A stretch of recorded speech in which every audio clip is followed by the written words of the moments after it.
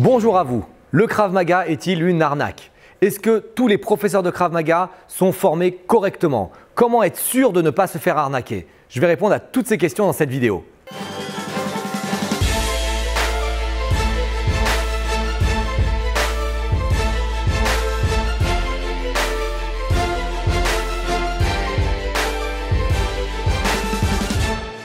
Avant de répondre à la question du jour, je vous invite à télécharger votre cadeau gratuit qui se trouve dans le lien dans la description sous la vidéo, ainsi qu'à vous abonner à la chaîne YouTube pour rejoindre les milliers de pratiquants de Krav Maga, membres de la chaîne KMG France. Le Krav Maga est-il une arnaque? C'est la première question à laquelle j'aimerais répondre. Très souvent, on entend « oui, le Krav Maga c'est nul, oui, le Krav Maga ça marche pas, le vrai truc c'est le MMA, le vrai truc c'est la boxe ». Donc, j'aimerais prendre quelques instants pour répondre à ça.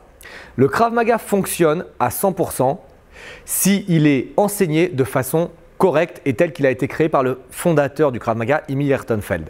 C'est-à-dire que le Krav Maga comprend trois composantes. La self-défense, le combat et l'aide à tierce personne. Et très souvent, si vous travaillez que l'aspect self-défense, oui, ça fait arnaque.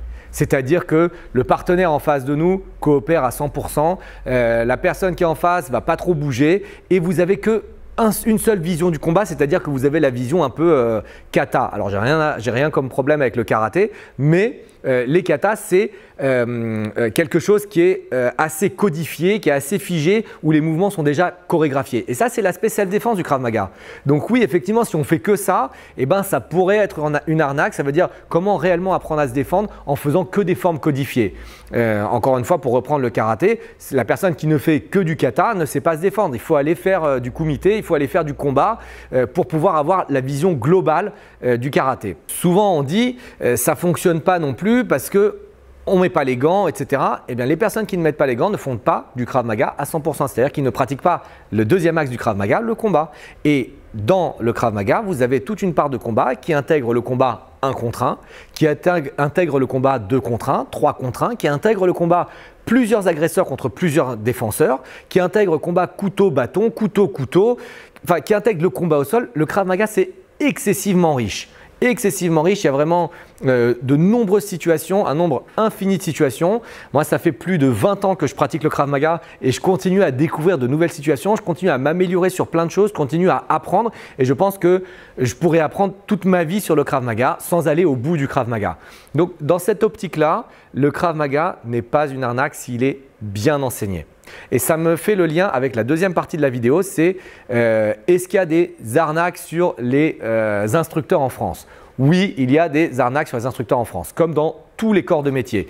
Vous avez chez les plombiers, des plombiers qui arnaquent, des plombiers qui font un excellent travail. Chez les avocats, des arnaqueurs et des gens qui font un excellent travail.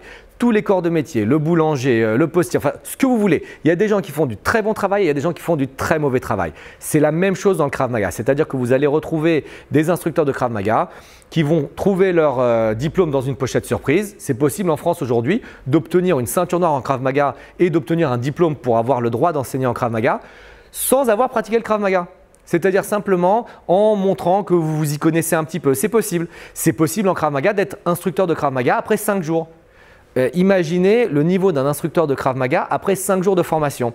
Donc, si vous êtes élève et que vous voulez pratiquer le Krav Maga, je vous invite à vérifier le parcours de formation de votre instructeur. Je vous invite à lui demander où il a été formé, dans quelle organisation il a été formé. Si c'est une organisation qui a 1 ou 2 clubs, c'est des mini-organisations, c'est-à-dire que c'est des organisations qui n'ont pas de connaissances, qui n'ont pas de savoir-faire. Si c'est une organisation qui a 30, 40, 50 clubs en France, c'est des choses sérieuses. Si c'est une organisation qui est reliée à Israël, le cœur du Krav Maga, vous êtes sûr que vous êtes dans une organisation sérieuse. Si la personne a trouvé son diplôme dans une pochette surprise, vous allez vous mettre en risque. C'est-à-dire que premièrement, ce que vous allez apprendre, vous ne savez pas si ça va fonctionner dans la rue. Et deuxièmement, peut-être que l'instructeur qui n'est pas bien formé va vous mettre en risque à l'entraînement. Vous allez risquer de vous blesser parce que la personne n'a pas la pédagogie nécessaire.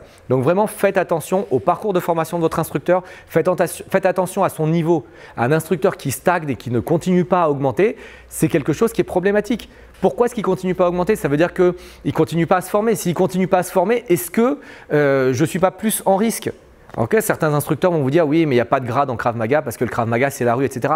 Il y a des grades en Krav Maga, il y a des niveaux en Krav Maga, il y a des niveaux de compétences. Même si on va dire que la personne qui vous forme n'a pas de grade en Krav Maga, est-ce qu'il pratique des stages régulièrement? Est-ce qu'il va se former? Est-ce qu'il se forme en France en Krav Maga? Est-ce qu'il se forme à l'étranger? Est-ce qu'il se forme en Israël? Tout ça, ça va vous donner des indications pour comprendre que vous êtes dans un club qui est une arnaque ou vous êtes dans un club qui est solide, où vous allez apprendre à vous défendre et vous pourrez vous protéger. Alors attention à ce que je viens de dire parce que même certaines organisations israéliennes, il faut faire attention. C'est-à-dire que le Krav Maga, le vent en poupe, c'est très connu, on en parle partout, on le voit dans les films, on le voit dans les médias. Il y a un petit peu ce côté militaire, service secret israélien, donc tout le monde s'intéresse au Krav Maga et du coup certaines personnes peu scrupuleuses essayent de faire un maximum d'argent avec le Krav Maga avec un niveau technique pas terrible. Et vous avez certaines organisations israéliennes qui naissent comme ça un peu à droite à gauche et qui vous promettent des diplômes en 5 jours, des diplômes en 10 jours, venez en Israël, on va vous former rapidement, etc.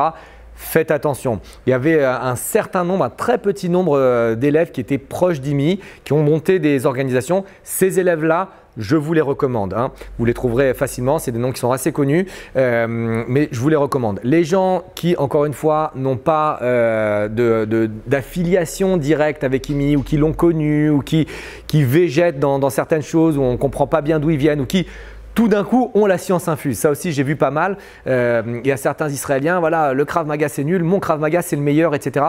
Faites attention à ça, faites attention aux propos des gens, faites attention à la formation des gens.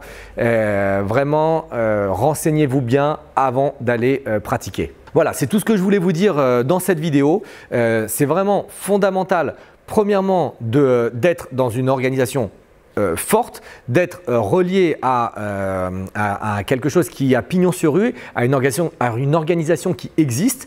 Et la deuxième chose, c'est soyez sûr que dans votre club de Krav Maga, les 3 aspects du Krav Maga sont pratiqués.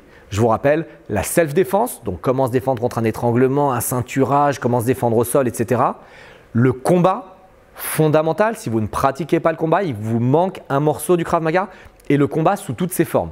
Sous toutes ses formes. Pas uniquement on met les gants et on fait du kickboxing. On met les gants et on fait de la boxe anglaise. Ce n'est pas du Krav Maga. On a des spécificités au Krav Maga. On a le droit de saisir les doigts. On a le droit de saisir les cheveux. On a le droit d'amener au sol. On a le droit d'utiliser des objets. Donc pratiquer toutes les formes de combat. Et bien évidemment, l'aide à tierce personne qui est fondamentale puisque, encore une fois, on va travailler dans la rue. On va se faire attaquer dans la rue. Dans la rue, vous êtes rarement seul. Vous êtes peut-être accompagné de votre frère, votre père, votre mère, vos enfants, vos amis, peu importe. Si vous vous faites agresser, il faut savoir les mettre en sécurité.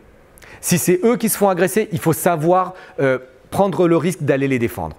Donc voilà, c'est tout ce que je voulais vous dire. Si vous avez n'importe quelle question, vous commentez dans la zone de commentaires ci-dessous. Je lis vos questions, j'essaie d'y répondre en direct ou alors j'y réponds dans d'autres vidéos. N'hésitez pas à partager la vidéo, liker la vidéo et je vous retrouve très prochainement pour une autre vidéo. À bientôt, au revoir.